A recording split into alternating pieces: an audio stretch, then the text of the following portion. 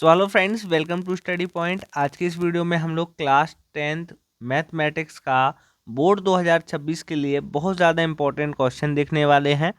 ये क्वेश्चन हर साल UP board, Bihar board में आता ही आता है। सवाल दिया गया है, सिद्ध कीजिए √3 एक अपरिमेय संख्या है। तो देखो, √3 की जगह √5 हो, √7 हो, √9 हो, ठीक है, कोई भी हो, हमें क्या करना है, एक जैसा सॉल्व करना है। अगर आप ऐसा करके आते हैं तो आपको एग्जामिनर जो है पूरा में से पूरा नंबर देने वाला है। इसको कैसे सॉल्व करने हैं, चलिए देखते हैं। सबसे पहले हम जो हमें संख्या दी गई है जी, यहाँ से यहाँ √3 दिया गया है और हमें इसको अपरिमेय सिद्ध करना है, तो हम इसको परिमेय मान के चलेंगे। ठीक है, वही हम लिखने वाले हैं।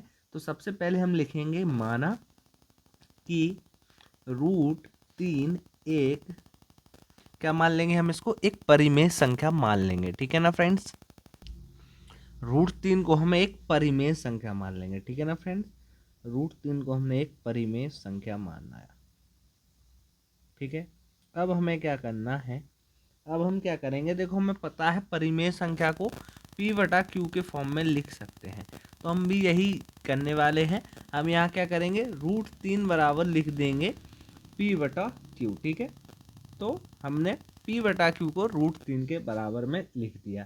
अब हमें पता है कि यहाँ पर जो Q होता है, Q is not equal to 0 होता है, और P और Q क्या होते हैं, दोनों पूर्णांक होते हैं।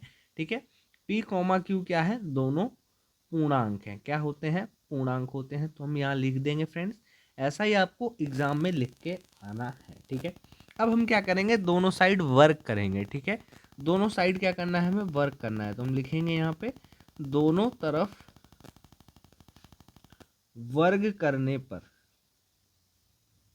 दोनों तरफ वर्क करने पर, जब हम दोनों साइड क्या करेंगे, वर्ग करेंगे, यानी कि स्क्वायर करेंगे, तो क्या हो जाएगा, P/Q का होल स्क्वायर हो जाएगा।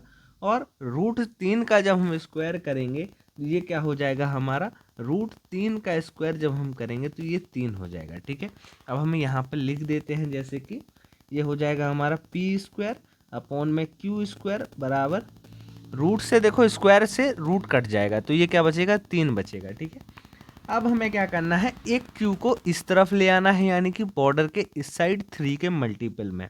तो हम क्या करेंगे, P² बटे में Q बराबर एक Q यहाँ भेज देंगे, तो एक Q यहाँ भेजा तो ये क्या हो गया, 3Q हो गया। अब हमें पता है, देखो 3 क्या है, एक अभाज्य संख्या है और एक पूर्णांक भी है। ठीक है, और हमें ये पता है कि P और Q कैसे फॉर्म में है, अभी किस अवस्था में है, ये एक प्रकार से आपके भिन्न है। क्या है, आपके भिन्न दिए गए हैं।